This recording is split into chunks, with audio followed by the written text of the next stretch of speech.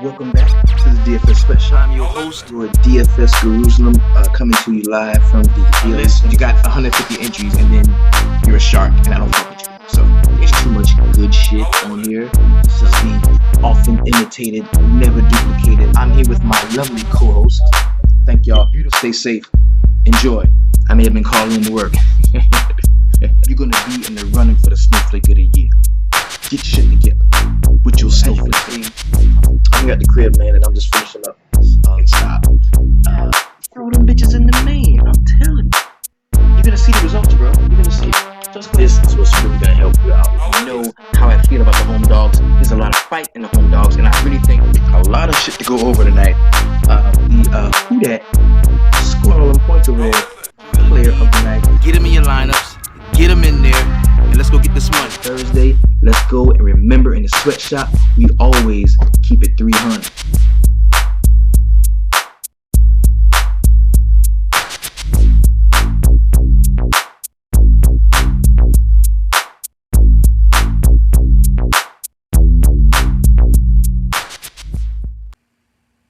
Welcome back to the DFS Sweatshop. I am your host, the DFS Jerusalem, and you can follow me on Twitter at DFS Jerusalem. Today, we're going to be breaking down a little bit of what happened in yesterday's 10-game all-day slate. We're going to talk about some perfect lineups, places that we could have gone, places that we went, people that we were on, and things that we talked about here in the DFS Sweatshop.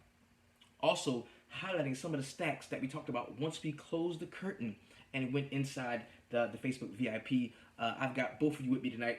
Shout out to everybody in the VIP, man. Give them cats a round of applause. Thank y'all so much, man. You guys carry the sweatshop. Also, to the YouTube family, thank you so much for being here and involved with me day to day as we go throughout the DFS journey. Still some NBA going on. And some cats in the shop prove that there's still some NBA going on. They really did. I mean, I'm talking about they got to the money today. I mean, we had a very solid day when it came to Anthony Hooks. What's up, big homie? Courtney Smith. What's going on, man? When it came to TJ Cousins, just walked in the spot. What's up, Mark Davis? Everybody's here, the usual suspects.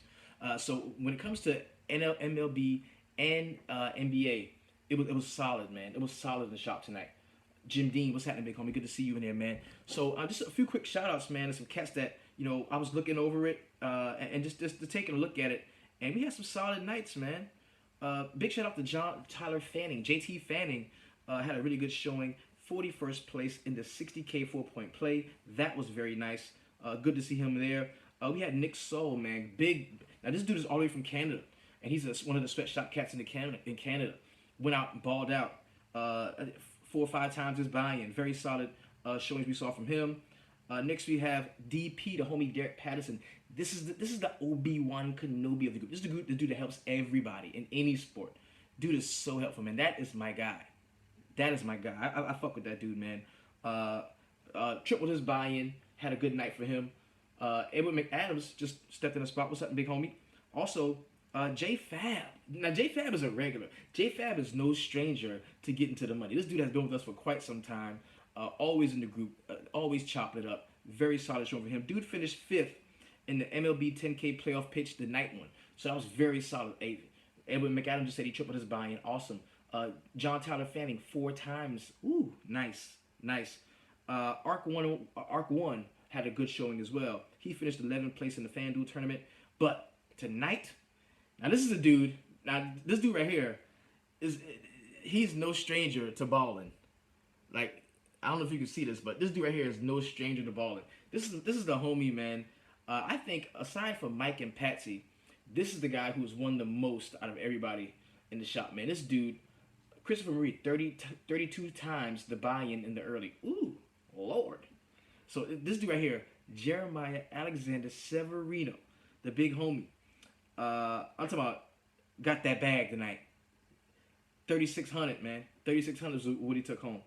He finished 3rd. Yeah, he finished 3rd in the NBA 30K power dribble. He also finished 7th in the NBA 40K triple threat. So that dude, man, and this dude he won like 25 racks a couple months ago. Like this dude is off the chain, man. That's my guy. Always shows love to me and to the shop. So glad to have them cats in there, man. 3,600, yeah. He got it in. He got it in. I tweeted them all out, just because this is I love to see y'all win. Like above everything else, I love chopping it up with y'all. I love talking to y'all. But y'all know I be here with y'all through the good and the bad, man. We had some bad nights in this motherfucker. Well, I know y'all was looking at me like, man, come on, bro. You know what I'm saying? But nights like this, where we have good nights where, nobody won millions, but a lot of people profited. And that's the point. Because let's be real about this. This is not a situation, talking about DFS in general, where all of us are going to win millions of dollars and be a big group of millionaires. It's not. That's not what it really is. But what it can be is a group of us that stick together, keep it honest with each other, keep it real, and we go out and we become profitable players. That is what it's about. That's what it's about, y'all. So, very, very solid day for me, man. Could not really enjoy the 7 o'clock slate like I wanted to. I only threw one lineup in just so I could have something to look at because I was at an auction bidding on cars. And as you know, ever since I left the restaurant, I've been doing my barber thing during the day. I've been doing this full time when it comes to hanging out with the sweatshop and doing my best to help any way I can. And I've also got my car dealer license. It's a retail license. I want to get my wholesale too, but it's a retail license that I got so I can that's a train. That's why I got all these jobs. I'm trying to move my family away from these tracks. That's why I got all these jobs. That's why I do what I do. We need to move from by these tracks. This shit is crazy. It happens all the time. It happens against the time, all the time. So got my retail license. So I sell cars, I flip cars, and I go to auctions. Try to buy them for cheap. I don't buy no bullshit because I'm not trying to sell nobody no motherfucking lemon. That's that bullshit. I'm not trying to do that. I do, I got a certified mechanic that kind of rolls with me, make sure everything is straight, and then. You going to the draft? Right. That's dope. And when McAdams said you got a ticket to the draft, man, that's awesome, bro. That's awesome, bro. So yeah, man. That's many hustles, man. And I'm a firm believer that you gotta have multiple streams of income. You gotta have multiple streams of income because if you only make money one way, something happens and that gets cut off, man. You can be in a world of hurt. And with all these kids. And all that shit, man. I gotta find as many different ways as possible to get it. So yeah, that's what they do, man. That's what they do. I want to track. Love your hard work and your story, bro. We appreciate you, man. Yo, thank you, man. That shit is heartfelt. Like y'all don't understand, like how important what y'all tell me, like how much that makes me keep going. You know what I'm saying? Like I get so much strength from here, from kicking with y'all. This shit has become like therapy for me.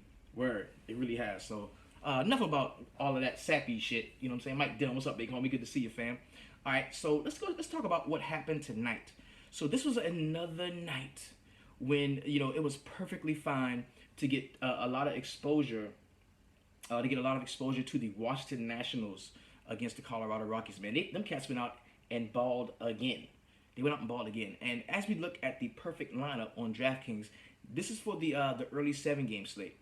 The first two things we're going to see are the pitching, where we got Justin Verlander and we've got Matt Moore. Now, I was not on Verlander, and I felt that, you know what? If I'm not going to play Verlander, I'm going to attack that motherfucker. And I did with the Seattle bats, and it did not work out very well for me in that respect. But at the same time, I did have a ton of Matt Moore.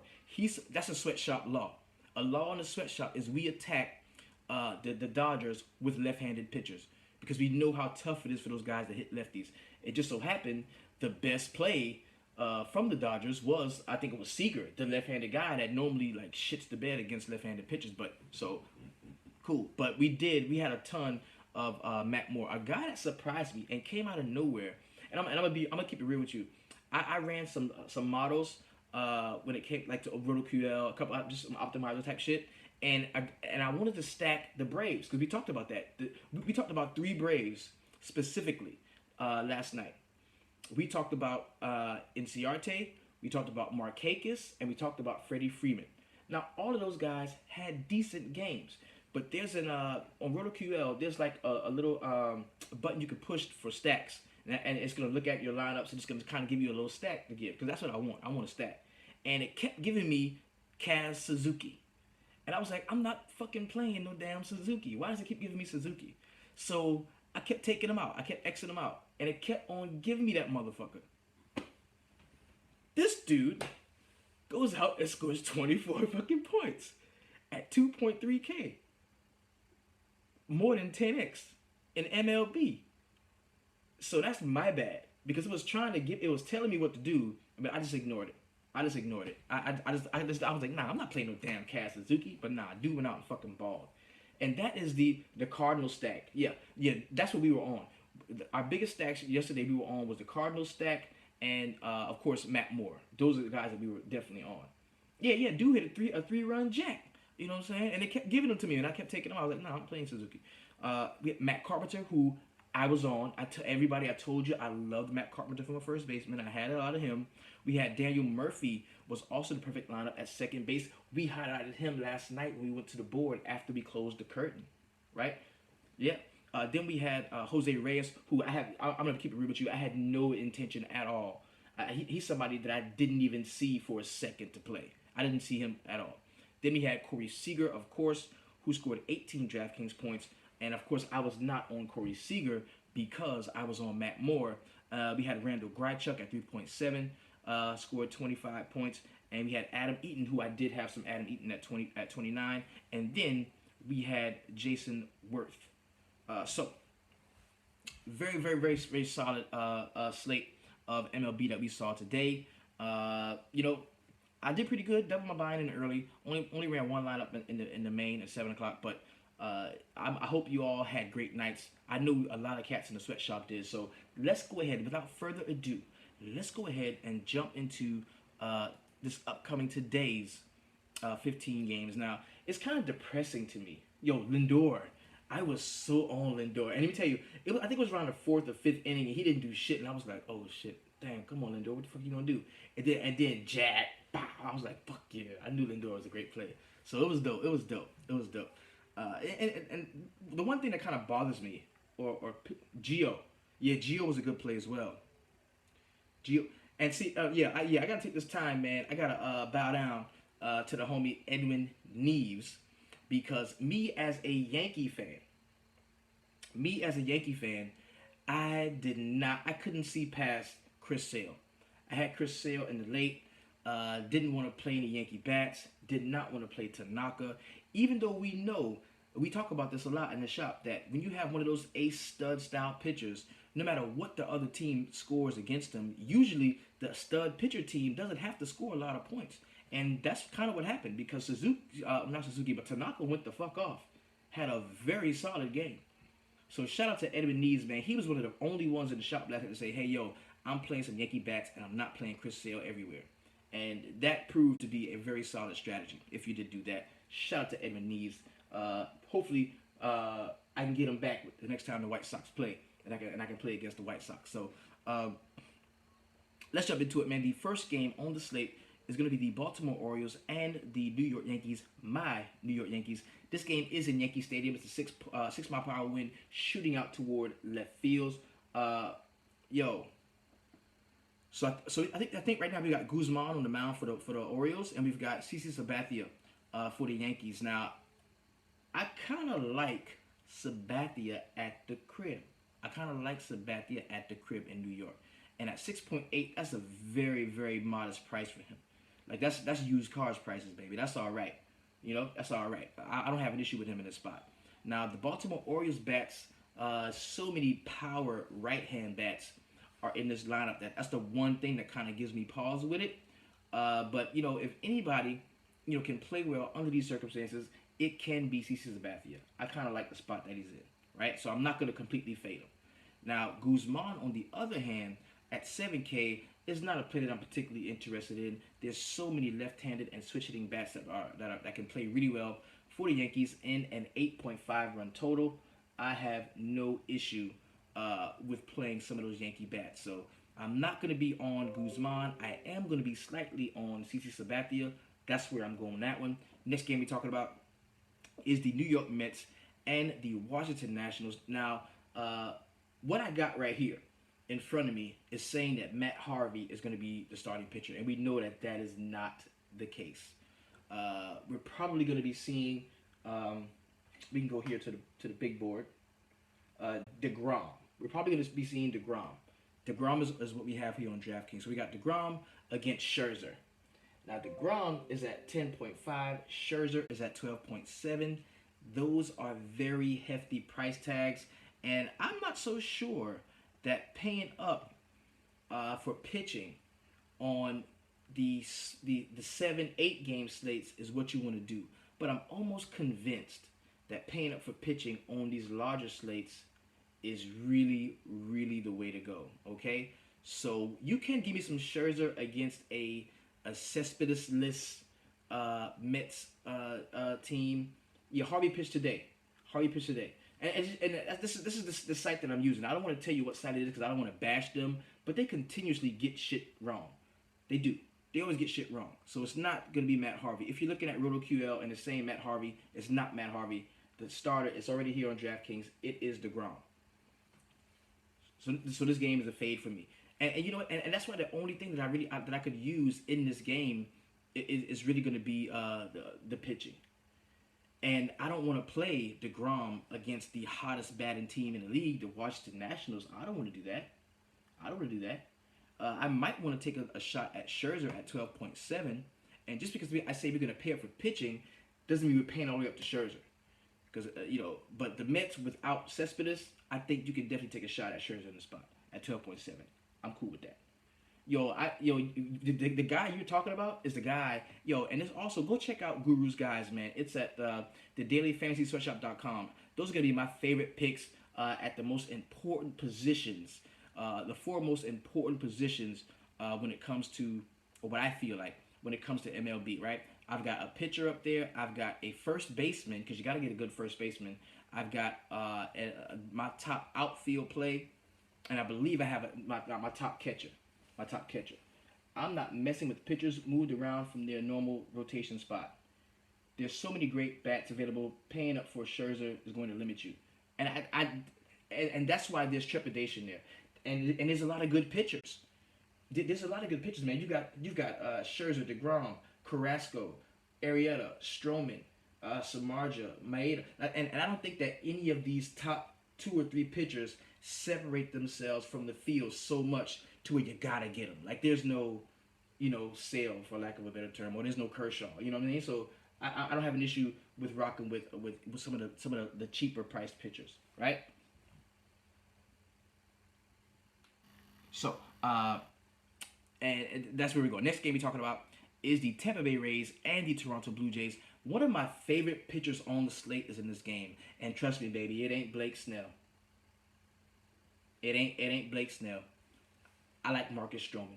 Marcus Stroman is, right now, if I had to stand up right now and make a stand and say this is the guy who's going to be in the bulk of my lineups at the pitching spot, it is going to be Marcus Stroman. I love him. 10 mile per hour wind going out toward right field, but it's dome, so it don't matter. It's a 0% chance of rain, 59 degrees, 45 dew point. I am all over Marcus Stroman tomorrow. The Tampa Bay Rays, now they lead the league in runs. Oh, not lead the league. They're in the top in the league in runs. I think the top 2 or 3 teams in the league in runs. So, that may scare people off of Stroman. But what they do a lot is they strike out. Now, and I just love the spot for Stroman, man. I love, and I like the fact that the Blue Jays probably won't manufacture a ton of runs. So am I saying that Stroman can get the win in this game? I'm saying he can get the win. Yes, he can get the win in this game. At home, Stroman, I'm cool with that. Brutal part for Stroman. I actually think you can play several one-offs from Tampa. That's coming from Christopher Marie. Now, and I say that to say this, because I've made this type of stand on Stroman, and I do understand that some things I say can affect the way a few of you play. If you don't like Stroman, call me out. And the way you do that is you stack you some Tampa Bay Rays against them. One of us are going to win. One of us are going to be right. So, Blake Snell, not at all for me. As a matter of fact, checking out the order, man, I think that I'm going to play Batista tomorrow. I kind of like Batista in the spot. I do. I like Batista. Don't get mad at me. Next game we're talking about is the Chicago Cubs and the Boston Red Sox. Now, these are supposed to be 2 of the most prolific, batting offenses in the league, but only one of them are right now. We've been seeing the Boston Red Sox struggle. They had one solid game last week, but man, these bats have been struggling. They really have been. So we've got Jake Arrieta on the mound for the Chicago Cubs, and we've got I believe is it Drew Pomeranz is going to be pitching for.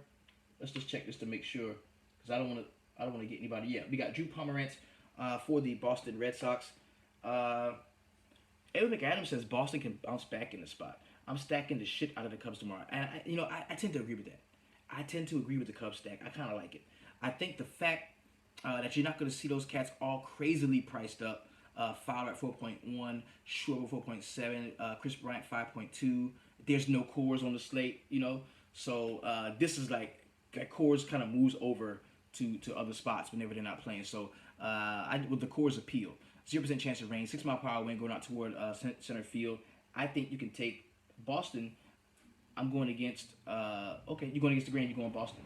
I like a Cub stack. I do like a Cub stack. But we're gonna talk about stacks though in the VIP. But yeah, so Drew Pomeranz, man, not a play that I'm particularly interested in. I think you can bang at him with some of those right-handed bats from the Cubs. So Pomeranz only going to pitch like 5 innings, and when he goes, all hell will break loose. I'm with that. Yo, Boston, that's right. Boston is like one of the they're like in strikeout percentage, they have the league's best strikeout percentage, which means they strike out less than any other team in the league. And that's why that's what would take me off of Jake Arrieta, because at 9.6K, I want strikeout upside. I want you to be whiffing cats, because if they do get hot and they score 2 or 3 runs, I want you to have 10 Ks so you can eat up the runs that I lost, right? If I'm right, Mookie Betts hasn't struck out all year. Yes, Mookie Betts has not struck out this year. No, dude has an eagle eye, man, but he just cannot make that contact that we know he's capable of, and it's gonna happen. They're going to wake up and they're going to break out. It's going to happen. There was a time last year when all you got to do was stack Boston in some way, shape, or form and you could get to the money. And that time is going to return. Shutouts don't happen every day. They don't. Next game we're talking about is the Seattle Mariners and the Cleveland Indians. You got Carlos Carrasco at 10.2, who I actually like in this spot. I really do. I think we've seen a cooling off of the Mariners bats, and I think we can definitely take advantage of that. With Carlos Carrasco. Now, Ariel Miranda, on the other hand, I think he is in for a long day. I really do. I think Ariel Miranda is, right now, Betts has struck out twice this year. Twice. Betts has struck out twice this year. He has 2 strikeouts. He got 2 strikeouts. Courtney Swift says he likes Carlos. Speaking of Carlos Carrasco, yeah. He's a guy I can get behind. Ariel Miranda, I think he is like the early front runner for Shelley. I'm going to be attacking him. I like some of these Cleveland cats. Next game we're talking about, this goes out to Mr. Edwin Neves, the big homie. This is the Chicago White Sox going against the Detroit Tigers. It's a 9-point run total in this game. Yo, Matt Boyd at 6.2 against the Chicago White Sox and Mike Pelfrey at 5K. I think we can play bats from both sides of this game. Yeah, he has 2 strikeouts. Yeah, he has 2 strikeouts. Christopher Marie says he's fading the Cleveland bats. I wonder what that could be about. White Sox stack against Matthew Boyd. Yeah, now, he doesn't pitch well to right-handers. If you take a guy who doesn't get strikeouts, you need him to eat all the innings like Tanaka did today. More times than not, it doesn't happen. Right. Yeah, that's still pretty sick for Mookie Betts to only have 2 strikeouts, like 20 games into the season. That's pretty dope. So, yeah, definitely, I'm staying away from both pitchers in this spot, Pelfrey and Boyd. I don't want any part of the pitching in this game. I will be sampling some of the bats there, though. I will be. Now, it's a 0% chance of rain, 60% humidity, 8 mile per hour wind coming back toward the batter's box, and a 47% dew point. This game should play without incident. I'm all good with that. Next, we got the Pittsburgh Pirates and the Miami Marlins. This game is in Marlins Park. 83 degrees, going to be really hot. 15 mile per hour wind coming back toward the batter box. You've got 74 dew point and 75% humidity. Pelfrey is the Shelley. All-time Shelley, actually. This game could be high scoring. Okay. Well, we've got a 7.5 run total on this game. You got James Tallien at 7.4. Who I'm not completely off of him. I kind of like Talion. I'm not completely off of Talion. You know, the only thing is, man, you look at the home road splits for the Miami Marlins, and they play much better at home. And you know they've got a few nice left-handed bats. So I think I'll take a runner for this game, no doubt. Yeah, I think there's a few guys that do interest me. There's a few guys for this game that do interest me. Now you're looking at Adam Conley at 6.3. I think it's going to be a completely contrarian play to play some of these Pittsburgh bats. I don't think people are really on them like that, but they have kind of awoken a little bit. Ever since they beat Boston the other day, you can definitely rock with a couple of these cats. The homie JC says Marlin Stack. At the moment, I like him if I need some space. A lot of double dips I'm seeing at first glance. They are. Guys that, you know, because people like people. And you hear him, you're like, yo, I like this cat. And you're like, I don't like that motherfucker. Well, if you don't like him, then play motherfuckers against him. It's not enough to just not like a cat. You got to double dip. This game we're talking about is the Los Angeles Angels of Anaheim going against the Texas Rangers. I believe you got Nick Martinez on the mound for the Rangers at 5.5. And you've got Tyler Skaggs, the left-hander, at 7.7. Not too much about this game when it comes to pitching that I do like. If there was anything, it would be, you know, the fact that the Texas Rangers have been batting so cold recently that you can definitely rock with Tyler Skaggs if you felt like you wanted to attack the Texas Rangers order, because they haven't been playing very well. But this could be a breakout game for them. I mean, you look at cats like, you know, Elvis Andrus, Delonte Shields, Mike Napoli, Carlos Gomez. You know, you can rock with a couple of these cats if you need to. Love a Ranger stack coming from Kool-Aid. Try some of the smaller slates to double dip into. That's right. And see, we go through all 15 games because there's 15 games. But I'm telling you, you don't have to just stay there. Like, this, the slate is wide open, bro. Like, there's a lot of shit. Okay, you've got 5-game turbo starting at 8:05. You got 3 games in the night at 9:40. You've got a 2-game late. So in my opinion, if you look inside of that 5-game turbo and you find something juicy that you like, as a matter of fact, let's go ahead and see what exact games are in that 5-game turbo. Let's go check it out. We got the Angels and Texas. You've got Atlanta, Milwaukee, which should be pretty decent. Oakland, Houston, Cincinnati, and St. Louis, which would be pretty decent, and Minnesota and Kansas City. So there is some love in there. There is some love in that turbo. So take advantage of it, bro. Take advantage. All right, so of course Mike Trout is always in play against a shitty right-handed pitcher. You can definitely rock with him at 5.6. That is a little pricey, but a lot of times we don't care about the price of hitters if we think they're in a great spot. Also, you're looking on the other side, like we said, solid right-handed bats. You throw them bitches in the main. Hey, listen, and if you make some lineups that you like in that 5-game turbo and you really like them, throw them bitches in the main. Throw them in the main. So next game we're talking about is the Oakland Athletics and the Houston Astros. You got Charlie Morton and Jarrell. Now, I got to be sure about this, if this is Jarrell Cotton, because I got to be sure about this. Who we're going to be seeing. Okay, so we got Jarrell Cotton and Charlie Morton. Morton at 6.9 for the Astros. Jarrell Cotton at 7.3. This is tough for me because I kind of like Cotton. I kind of like Cotton's upside, you know, and that's kind of where you win tournaments. You win tournaments with upside, you know, and it's a little scary for me because I want to take advantage of him at 7.3, but the Astros can get hot, and I love Brian McCann in this spot. He's like my favorite catcher play on the slate. So I probably just cannot get to Cotton. I can't get to him. I love Brian McCann in this spot. I do. He's one of my favorite catcher plays on the slate. My favorite catcher play on the slate, actually. Charlie Morton is a no for me. Not going to be going there. I think we can target him with some of the cheaper guys from Oakland. Morton at home, Oakland in bad. I know. This game is tricky, bro. CC or Cotton on FanDuel. They're both 300 apart. I like CC. That's a t-shirt. Throw the bitch in the main. It is. It should be a t-shirt. Somebody make some t-shirts, man. Throw the bitches in the main. You don't got to pay me nothing for it. Do it. So 8.5 runs is the total. But the 16 mile per hour wind in Minute Maid Park, even though it's domed, I don't know. This is a tough game. Next game we're talking about is the Atlanta Braves and the Milwaukee Brewers. We may not see Thames tomorrow. Somebody let me know if you got some news. If anybody's in the Milwaukee area, let me know what you think about what you've heard going on, some rumblings about Thames, man, if he's going to be playing tomorrow.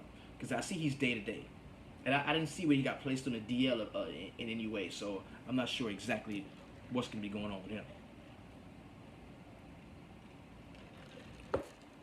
And we've got Bartolo Colon at 6.6. Thames is questionable. Okay.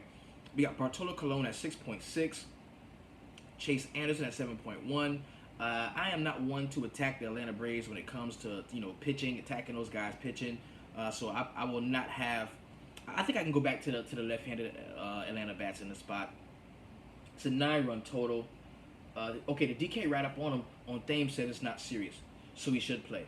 Now, if everybody's good and everybody plays, Thames plays, I think this is a very solid spot to game stack. If you're looking at, because this is one of those games in the 5-game turbo, so you could game stack in there. You know what I mean? And if you look at it now and make your lineups, people that tilt when the first lineup doesn't go ham, people that tilt to the 805, they're not going to be as ready as you're going to be, right? That is the strategy to make your lineups now. Really get into them before the 7 o'clock lineups lock. But definitely we can rock with Thames. Very solid left hand guy. Now the one thing is Colon just he knows how to get guys out, right? He knows how to get guys out. He's old as shit, so that there could be some issues with him pitching a complete great game. But the way that the Milwaukee's been batting, man, the way they've been batting. Thames said he has lots of blood in his urine for people who think he's on the stuff. He has lots of blood and urine.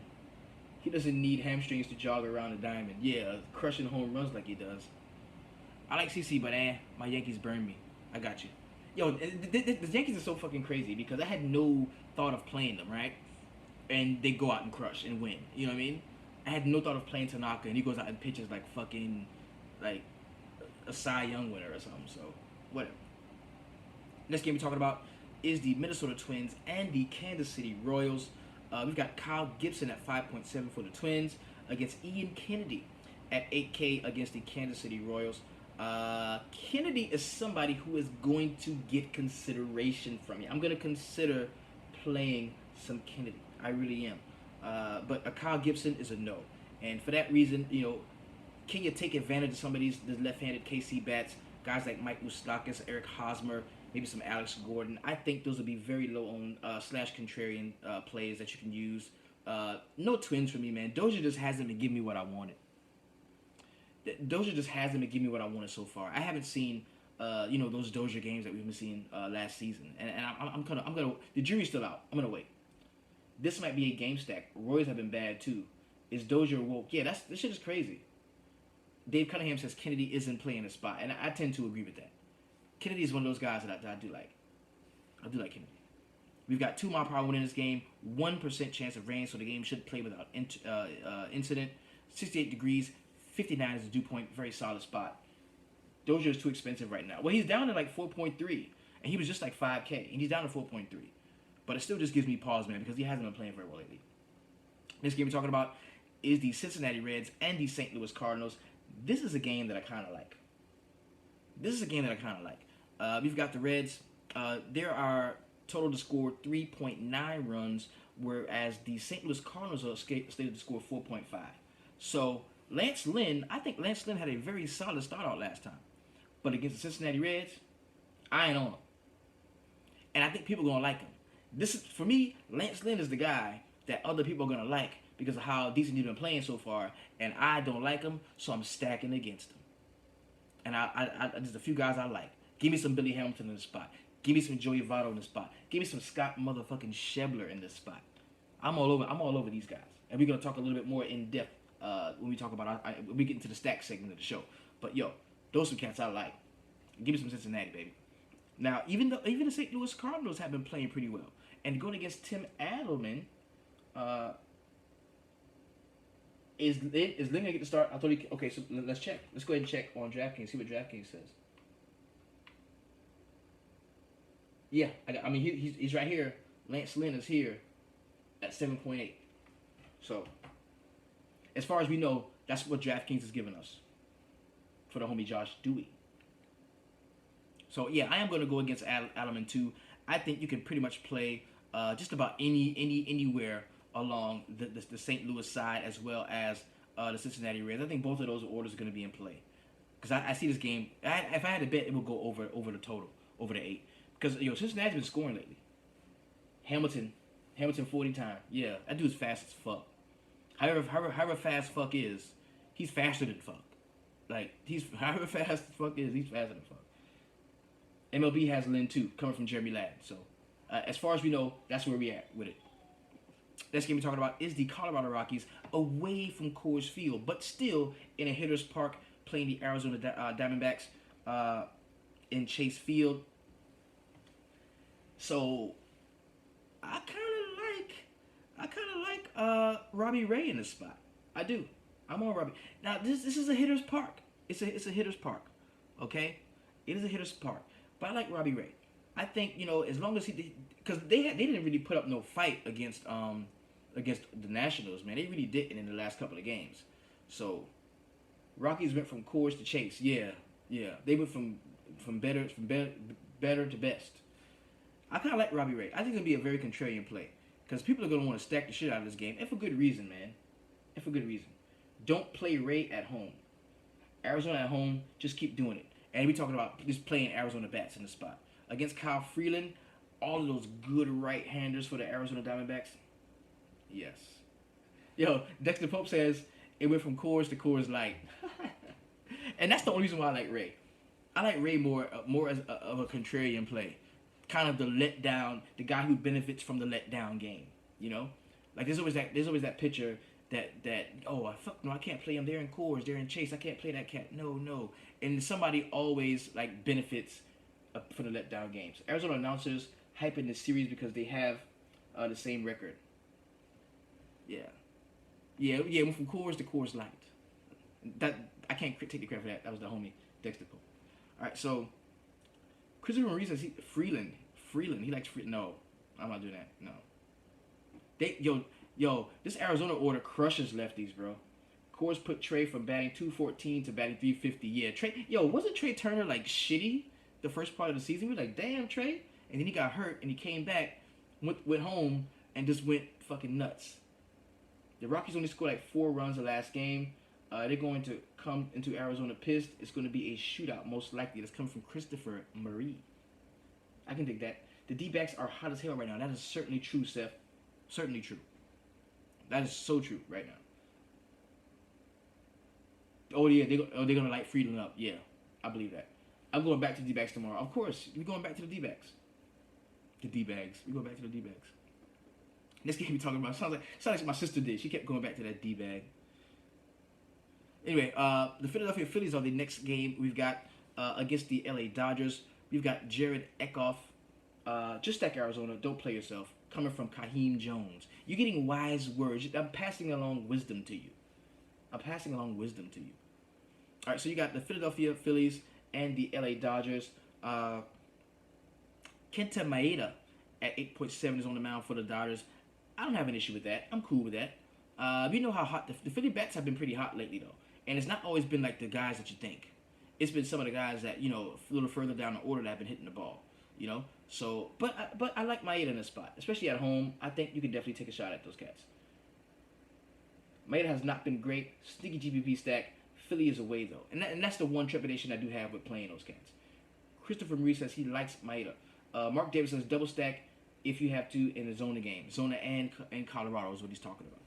All right, and then we've got Jared Eckhoff against the Dodgers. The Dodgers going back home after playing after so many lackluster performances in a row, especially against the San Francisco Giants. I like some of the Dodgers lefties in this spot. I do. I think we take advantage of the Dodgers left-handed bats. I'm all about that. I have no issue there. So I don't like Eckhoff. All right, the last game on the slate is going to be the San Diego Padres and the San Francisco Giants. You know what? The Padres, Maeda has no longevity, 5 inning max this year. Okay, I get you. I get you. Little knowledge coming in from YouTube. I can get that. So looking real quick at the Padres and the San Francisco Giants, right? Normally I would be like, no, fuck that. I'm not playing Samardzija because he just hasn't been very good lately. But the Padres, man, they're one of the worst batting teams in the league. And San Francisco Giants at home, big time pitchers park. I will be on some Samardzija, just because I don't, for a couple of reasons. Number one, the Padres suck. The Padres suck. They're not a very good batting team. Number two, Samardzija has not been very good in his first couple of starts. People are not going to want to be on him. Now, he is 9K, but as a pivot down from cats like Scherzer and paying all the way up, you know, I don't have an issue. I think I can play Samardzija in the spot. I think I can. Now, what are we doing with these San Francisco bats? I'm not entirely on those cats, man. We've got an 11-mile-per-hour wind going out toward right field. It's such a pitcher's park that I don't really plan on playing bats from this game at all. It's just too much great shit. Yo, Samardzija is gonna be low owned. Samardzija is never worth the money coming from Leroy McConnell III. I don't think Samardzija has the upside though coming from Courtney Smith. Padres strike out a lot. The lower part of that order, Renfroe, Schimpf, swing at everything. They do. So now that we've gone through today's 15-game MLB slate, it is now at that time in the show where I close the curtain on the YouTube fam and we go behind that curtain with the Facebook VIP family where we go ahead and break down our stacks and our individual plays at each position. So while we're doing that, man, y'all have a wonderful and successful Friday. If you want access inside here to chop it up with us, it's very simple. All you got to do is go to the website, thedailyfantasysweatshop.com. That is where you will receive all of the information that you need to become a profitable MLB DFS player. Thank you so much for everything that you do. The number one thing I want you to do when you're in the sweatshop is go out and keep it 300. Let's get to it, y'all.